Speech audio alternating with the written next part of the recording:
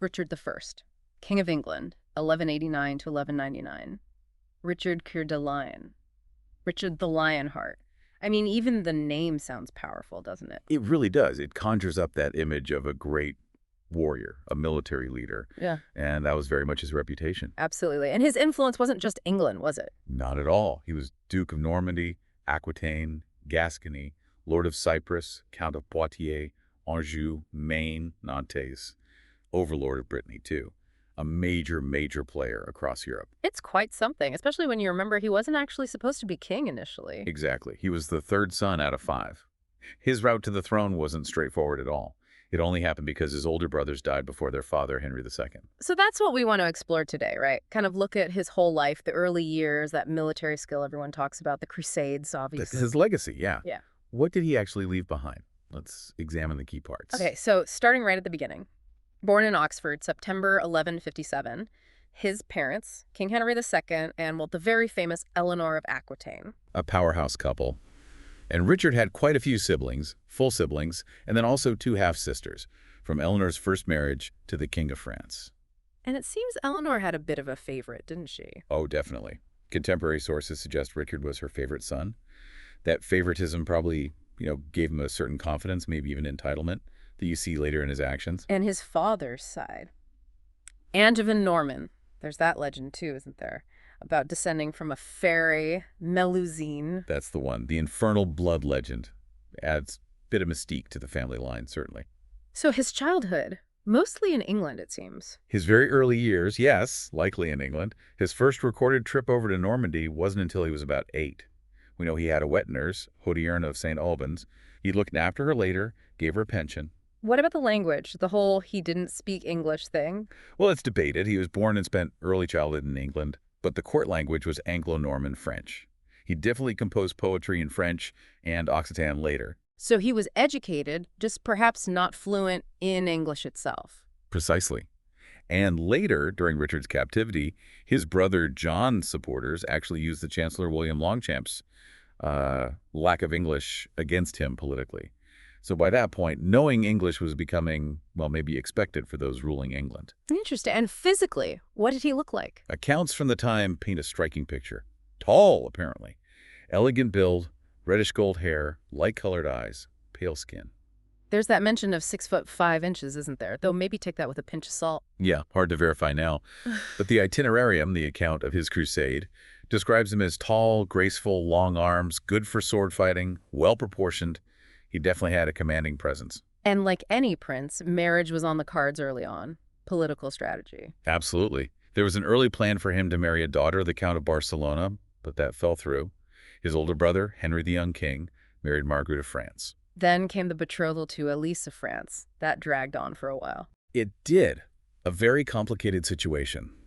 Henry II, Richard's father, seemed reluctant to actually let the marriage happen. Possibly because her dowry, the Vexin territory, was strategically important, and he didn't want to hand it over. And Elise was the sister of Philip II of France, right? So that added another layer of complexity. Exactly. A key political relationship right there. Before all that, though, Henry II had his own plans for dividing up his lands. Richard was earmarked for Aquitaine and Poitiers. Correct. Through his mother, Eleanor, there were formal ceremonies, Richard doing homage to the King of France for Aquitaine, establishing those feudal ties, basically saying, I hold this land, but I owe you loyalty for it. And Richard wasn't just sitting around waiting for inheritances. He was commanding troops pretty young. Amazingly young, 16, leading an army to put down rebellions in Poitou, rebellions against his father. That shows remarkable military ability right from the start. Which brings us neatly to the Great Revolt, 1173 to 74, started by his brother, Henry the Young King. Yes, the young king felt he deserved more power, more actual rule. And Richard, along with her brother Geoffrey, joined him against Henry II. And Eleanor, was she involved in encouraging them? There are strong suggestions she might have been.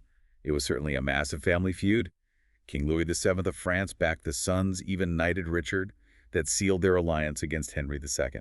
So what happened during the revolt? Sieges, battles? All of that. Oaths were sworn at the French court. Barons joined their cause. Richard campaigned in Aquitaine. He was initially turned away from La Rochelle, but managed to set up a base in Sens. But Henry II fought back hard. He did. He hired a huge mercenary army, something like 20,000 men, very effective. Louis VII's forces pulled back.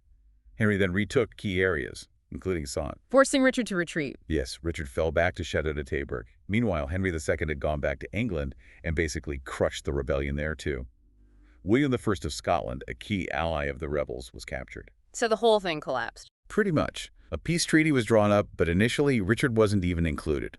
What did he do then? He was kind of isolated. Louis VII couldn't help much more. So Richard went to his father's court, apparently in tears, asking for forgiveness. And Henry forgave him. He did, eventually, with the kiss of peace. Yeah. But the terms the brothers finally accepted were much less generous than what they had been offered earlier. And Eleanor, their mother, stayed imprisoned. Kind of a guarantee for Richard's good behavior. After the revolt, Richard was tasked with sorting out Aquitaine, wasn't he? Putting down the remaining rebels? Yes, pacifying the region, which involved dismantling castles, sometimes razing them completely. A big job, given how many stone fortifications there were. And this is when he starts getting called the Lionheart. It seems so. His leadership during these campaigns, strong, brave, maybe a bit ruthless, earned him that reputation. Giraldus Cambrensis called him "this our lion" around 1187. The actual term, Lionheart, appears first in Ambros's account of the Third Crusade. Meanwhile, that illicit betrothal situation was still lingering. Still unresolved. Henry II just wouldn't let the marriage happen. Still probably about keeping control of the Vexin, which put Richard in an awkward spot with Philip II of France, Ellis's brother. So Richard focused on Aquitaine, more revolts. Yes, particularly down in Gascony. But ironically, his own rule was becoming harsher, more cruel, which actually sparked another big revolt in 1179. The rebels even asked his brothers for help against him. Wasn't there a famous siege around then? Taillebourg. That's the one, supposedly impregnable. But Richard devastated the surrounding area, then launched a surprise attack after the garrison came out for a skirmish. Took it in just 2 days, a major victory that quieted things down for a bit. But not for long. No, more trouble in the early 1180s. Still hostility towards Richard, and Philip of France got involved again. Richard's campaigns against them were noted for being particularly brutal. And things got tense with his father again, too. Yes, Henry II demanded Richard pay homage to his older brother, Henry the Young King, and also give up Aquitaine to his younger brother, John. Richard refused, point blank. Leading him to ally with Philip of France against his own father. Exactly. By 1187, Richard and Philip were allies. Richard even raided his father's treasury at Chinon to fund his cause. There's been talk about Richard and Philip's relationship, hasn't there? The whole sharing a bed thing. There has. Some modern historians have speculated about a sexual relationship, but the general consensus among historians now is that sharing a bed back then was often a symbolic political act, demonstrating unity and alliance rather than anything romantic or sexual. Right. And around this time, news arrives from the Holy Land. The Battle of Hattin, disaster for the Crusaders. A huge shock. And Richard took the cross, vowed to go on crusade. To strengthen his position against his father, he also formally paid homage to Philip. So Richard and Philip teamed up militarily against Henry II. They did. And in July 1189, their combined forces defeated Henry's army. Henry was forced to name Richard as his heir. He died just 2 days later. And there's that rather grim story about the corpse bleeding. Yes. The legend says Henry's body bled from the nose when Richard approached, taken as a sign of Richard's guilt over his father's death. Whether it actually happened or how people truly interpreted it, well, it's a dramatic tale. So Richard is finally king, invested as Duke of Normandy, crowned King of England in Westminster Abbey, September 1189. But the reign starts badly. Very badly, with anti-Jewish violence breaking out right at the coronation in London. Awful stuff. How did that happen? Well, Jews weren't traditionally allowed at the coronation, but some Jewish leaders came to offer gifts. They were apparently attacked by courtiers. Then rumors spread like wildfire that Richard himself had ordered all Jews to be killed. Which wasn't true. Not at all. But it led to mobs attacking Jewish homes, businesses, arson, forced conversions, terrible violence. Prominent figures like Jacob of Orleans were killed. Did Richard try to stop it? He did. Once he realized what was happening and the threat it posed to order, especially with him planning to leave on crusade, he had some ringleaders executed and issued a royal writ ordering people to leave the Jews alone. But it wasn't enough. Sadly not. It was poorly enforced. More massacres followed elsewhere, famously in York the next March. A really dark episode. Despite all that, Richard's main focus was the crusade, wasn't it? Absolutely. He'd taken the cross back in 1187. Now, as king, he confirmed his agreement with Philip of France. They'd go together, partly to make sure neither attacked the other's lands while they were away. And he needed money. Lots of it. A vast amount. He basically emptied his father's treasury.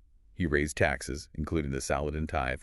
He made a deal with William I of Scotland, freed him from his oath of subservience for a huge sum, 10,000 marks. And he started selling off positions. Anything and everything. Official posts, lordships, privileges, even people already in office had to pay to keep their jobs. He famously joked he'd sell London itself if he could find a buyer. He sounds utterly determined to fund this crusade. Completely single-minded. He made arrangements for governing his French lands, appointed seneschals. In England, he set up regents. But his brother John was deeply unhappy about being sidelined, which, lays the groundwork for later trouble. Okay, so funds raised, arrangements made. He sets off, meets Philip in Sicily in 1190. Right. But Sicily was complicated. The king, William II, had died.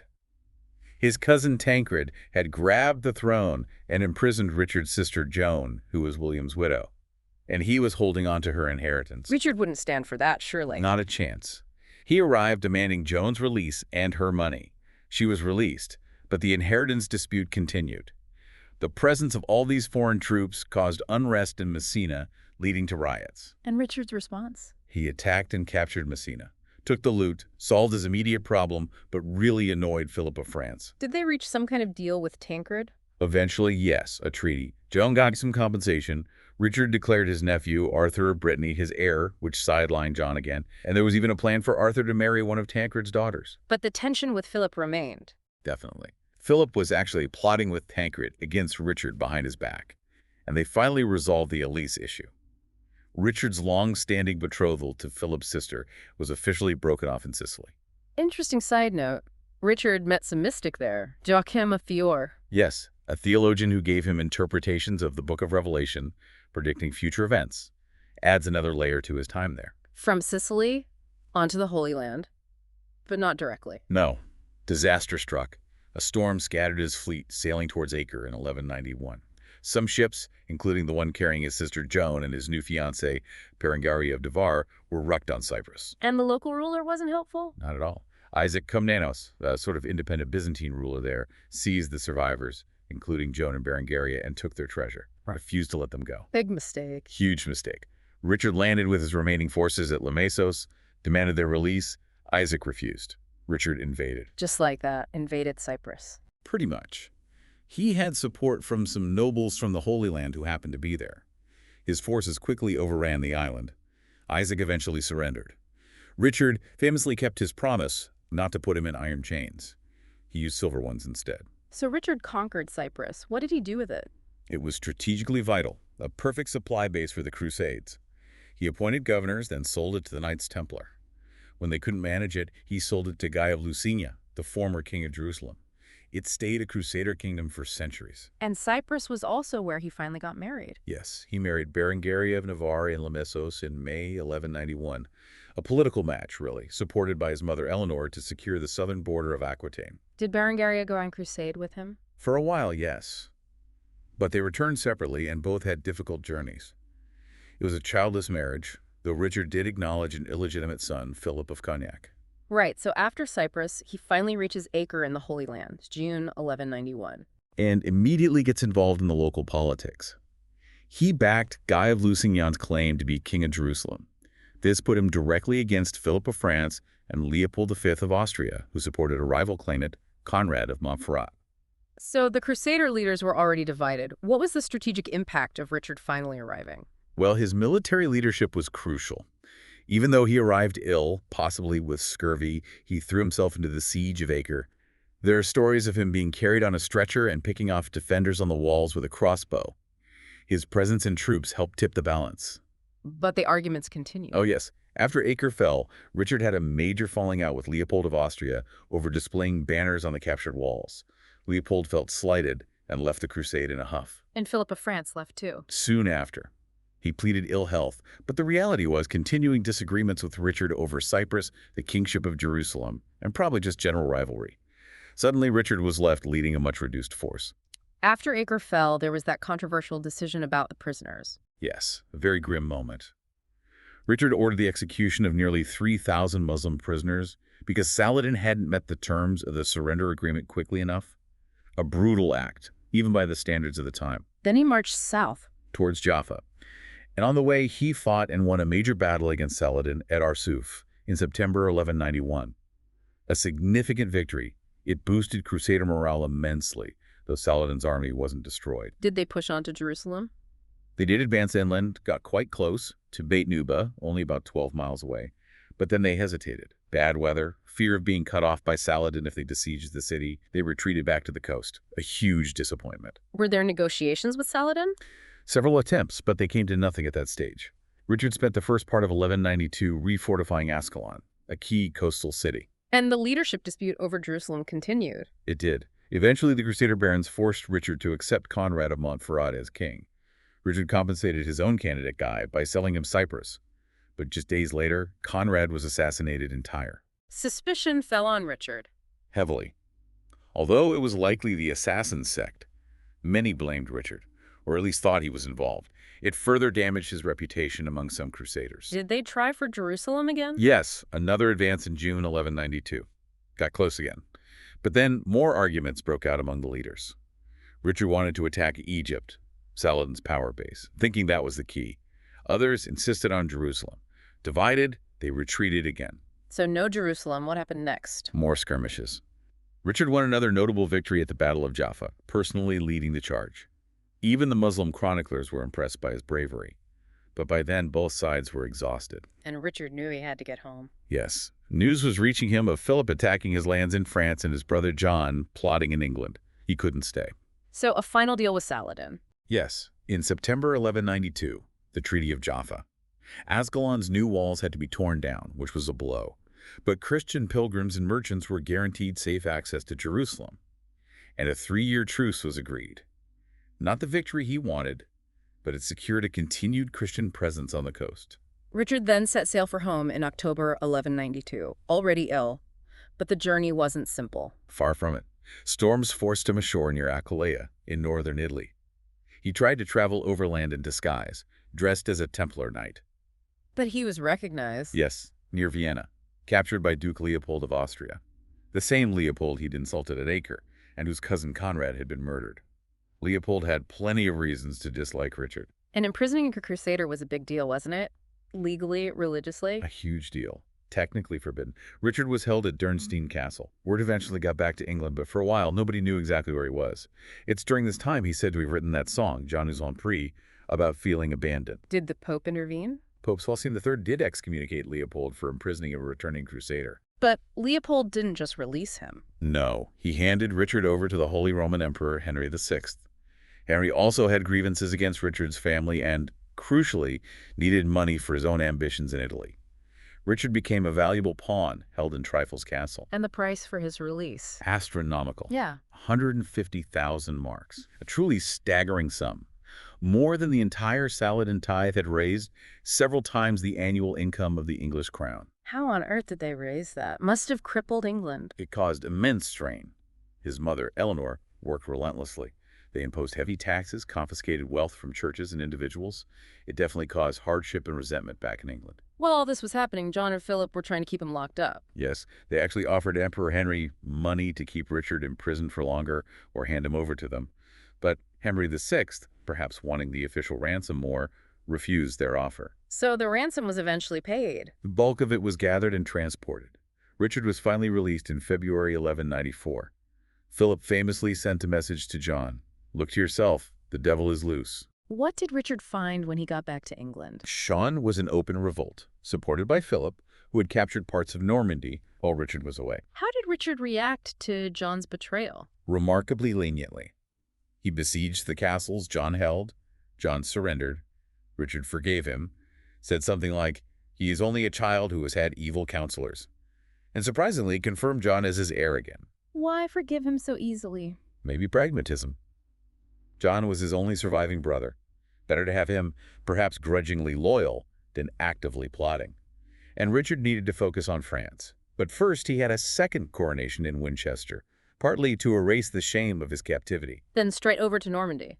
Immediately. Hmm. His main goal was reclaiming the territory Philip had taken. The Norman Vexin was key, and the fall of the castle at Grisors had made the border vulnerable. Which led to Chateau Gaillard. Exactly. Richard decided he needed a new, state-of-the-art fortress to command the Seine Valley and defend Rouen. He chose a strategic spot high above the river at Les Andelys. But wasn't the land owned by the church? It was. The Archbishop of Rouen wasn't keen to sell. There was also a treaty with Philip forbidding fortification there. Richard basically just ignored both and seized the land. It must have caused problems. It did. The Archbishop placed Normandy under an interdict Rome. No church services allowed. Richard only got it lifted by giving the Archbishop other lands in compensation. The castle itself was built incredibly quickly, wasn't it? Amazingly fast and very expensive. Finished in just a couple of years, a real feat of engineering and logistics. Some think Richard himself had a hand in the innovative design. It became his favorite residence. While building the castle, he was also fighting Philip. Constantly, he built alliances, Flanders, Boulogne, Navarre. He helped his nephew Otto become Holy Roman Emperor to counter Philip. He won several battles, famously captured Philip's entire treasury and archives at Fréteval. And the Battle of Gisors, where he got his motto. That's the one, 1198, a significant victory. He reported routing the French and adopted the motto, Dieu mon bras God and my right, which is still the motto of the British monarch today. So, after all that crusades, captivity, wars with France, how did it all end? It wasn't in a major battle, was it? No, rather unexpectedly. In March 1199, he was besieging a minor castle, Châlus-Chabrol, in Limousin. Not even against Philip, but against a rebellious vassal. And he was wounded. Struck in the shoulder by a crossbow bolt, fired by someone on the walls. Not immediately fatal, but the wound turned gangrenous. A sadly common fate back then. This minor incident really highlights the constant risks these rulers faced, doesn't it? It changed everything. Absolutely. One unlucky shot. There are stories about the crossbowman sometimes portrayed as a boy seeking revenge. Richard apparently forgave him before he died, ordered him released and paid. But that forgiveness didn't stick. According to one chronicler, Richard's mercenary captain, Mercadier, ignored the king's wish and had the crossbowman flayed alive and hanged after Richard's death. A brutal end. Richard died on April 6, 1199. His mother Eleanor was with him. Yes, he died in her arms. The saying went, "The lion by the ant was slain," referring to the small castle bringing down the great king. Where was he buried? His body was divided, as was sometimes done. His heart went to Rouen Cathedral in Normandy, symbolizing his love for the duchy. His entrails were buried at Châlus, where he died, and his body was laid to rest next to his father at Fontevraud Abbey in Anjou. His heart was actually analyzed. Centuries later, they found traces of frankincense, maybe used for symbolic preservation. And with no legitimate children, the succession was messy. Very. His brother John took the throne in England and Normandy. But Anjou, Maine, and Brittany preferred Richard's nephew, Arthur, the one Richard himself had briefly named heir. This rejection of John really marks the beginning of the end for the Angevin Empire in France. So looking back, how did people see Richard at the time? He was definitely seen as a great knight, the epitome of chivalry in many ways. Courageous, skilled in warfare, but also criticized for pride, greed, cruelty. The clergy certainly complained about his heavy taxes for wars. He wasn't just a warrior, though, was he? Patron of arts, poet. Yes, he moved in those Treveran troubadour circles. He composed poetry himself. So a complex figure, brave, competent, generous even, but also capable of great ruthlessness. We touched on the speculation about his sexuality earlier. Modern debate, mostly. Mostly modern historiography, yes, based on interpretation of certain behaviors, his childless marriage, though he had an illegitimate son, confessions he reportedly made. Opinions differ. Some argue for homosexuality, some heterosexuality. But the bed sharing with Philip II, as we said, is generally seen now as political symbolism. What about his lasting symbols? Heraldry. Huge impact there. He's credited with introducing the 3 lions passant gardant, the 3 golden lions on a red background as the royal arms of England, still used today, and likely the crest of the single lion, too. Very enduring symbols. And he became part of folklore, didn't he? Blondel the minstrel. Ah, yes, the lovely romantic tale of his minstrel Blondel searching castles, singing a song only Richard knew until he heard the king sing back from his prison window. Great story, basis for operas and films, but almost certainly not historically true. And he gets pulled into the Robin Hood legends, too. He does. Often appears as the good king away on crusade, while the bad Prince John causes trouble back home. Robin Hood is sometimes shown as loyal to Richard, blurs history and legend, of course. So his reputation has fluctuated quite a bit over the centuries. Wildly. Sometimes the perfect warrior king, the great crusader, then, especially from the Victorian era onwards, criticized for neglecting England, spending all his time and money on foreign adventures. But more recently, a bit more nuanced. Yes, historians now tend to look at him in the context of the time. He wasn't just King of England, he was Duke of Normandy, Aquitaine. He had huge responsibilities across the Channel. His focus wasn't solely England because his power base was much wider. The way his legacy was viewed often reflected what was important in England at the time, didn't it? That makes sense. How his image shifted probably tells us as much about later England as it does about Richard himself, even used in World War I propaganda, connecting him to capturing Jerusalem. Exactly. His image was adaptable. The Crusader king fighting in the East resonated then. So wrapping this up, Richard I.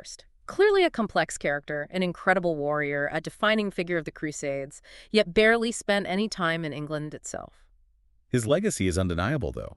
In heraldry, in legend, even in the shape of the Angevin lands he fought so hard for, but which started to unravel after his death. It leaves you wondering, doesn't it? All that military glory, the Lionheart reputation, versus the fact he was largely an absentee king for England. How should we actually judge his reign?